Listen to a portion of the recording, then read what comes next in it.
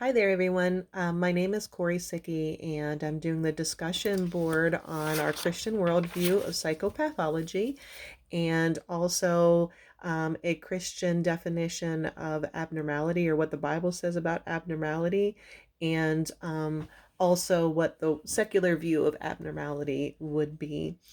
So, in my research, one thing that where I started was what is the underlying cause of psychopathology. And what I liked was there was an author, Sarah Rayner, in an article, The Integration of Christianity and Psychology and Christianity Today, where she likened psychopathology to a separation from God. Um, and I agree with that stance. I would say that psychopathology is a direct result of our fallen state and a direct condition of our separation from God. Um, just like any other disease or ailment or any condition that plagues us in this human realm, psychopathology, I correlate to the same as all. So if you have a disease, you are diabetic, or if you have cancer, or um, anything like that, psychopathology to me is the same, and it's our just a human condition of our bodies that it is imperfect now since the fall. Our perfect condition, we were created in the image of God, and Adam specifically was created in the image of God. He was the first man, first creation, and so anything outside of that to me would be considered abnormal. um, the Bible sees perfection as Christ, sees perfection as God's initial creation. And so that is God's standard of normal and the Bible's standard of normal. And we all fall short of the glory of God. So, in that, I think that encompasses not just our spiritual state, but it also encompasses the conditions of our bodies too. We all fall short of God's glory, of who God is and who He created us to be.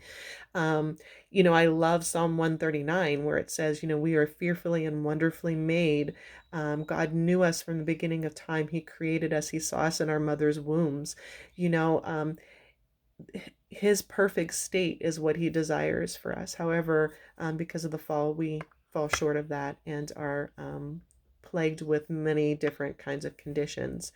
Um, so again, going back to that idea of normal, I would say anything that is outside the perfect image of Christ or Adam prior to the fall would be what I would consider abnormal.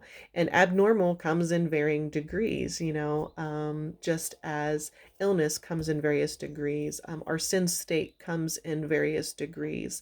Um, it's a very individual and subjective thing.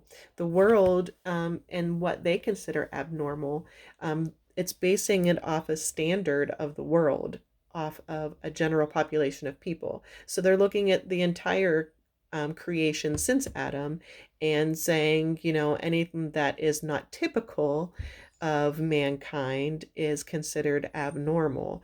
However, there's so much variation in that because it varies from culture to culture. What you would consider to be abnormal in American culture may not be considered abnormal in Japanese culture, and so forth. So, without that perfect standard that God gives us, um, I think it muddies the water some. But coming from that Christian perspective, it also helps us, if we see it from that sense, to not be so prone to bias when it comes to mental illness.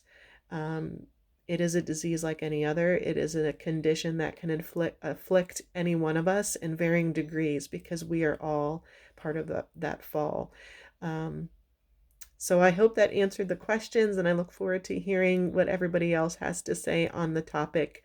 And thanks so much, guys, for listening to me. Have a great day.